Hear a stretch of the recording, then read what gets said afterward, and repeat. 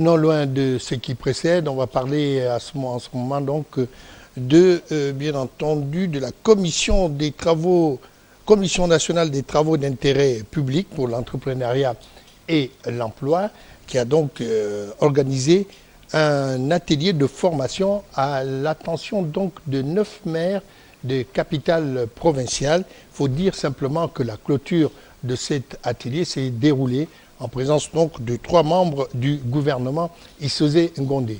Voici le reportage de Jean de Dieu Ogoms sur les images de Michel John Boudéga. Cet atelier de formation initié par la Commission nationale des TIP a permis aux 9 maires des capitales provinciales de s'imprégner de la mise en œuvre du projet de développement des infrastructures locales dans sa 2e phase pour une durée de 5 ans. Nous avons retenu 2 voiries à Port-Gentil qui seront des voies en pavé et qui vont considérablement améliorer le vécu de nos concitoyens. En dehors de la première partie des voiries, il va y avoir d'autres investissements sur les infrastructures communautaires. Par exemple, la dernière fois, nous avons eu les lavoirs, les cases de passage.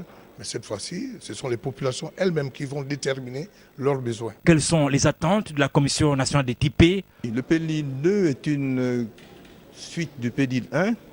Les attentes sont à peu près les mêmes avec juste cette composante supplémentaire qu'il n'y avait pas au PEDIL 1, qu'on appelle le programme de développement municipal, qui permet de renforcer les capacités des communes. Les maires, c'est normal, ont mis l'accent sur le renforcement des capacités financières, parce que sans ressources financières, tout ce que nous disons là reste un petit peu difficile à réaliser. Donc leur espoir, c'est qu'au bout de ce programme, il y ait avec le concours de l'État des ressources propres qui vont se voir renforcées et augmentées.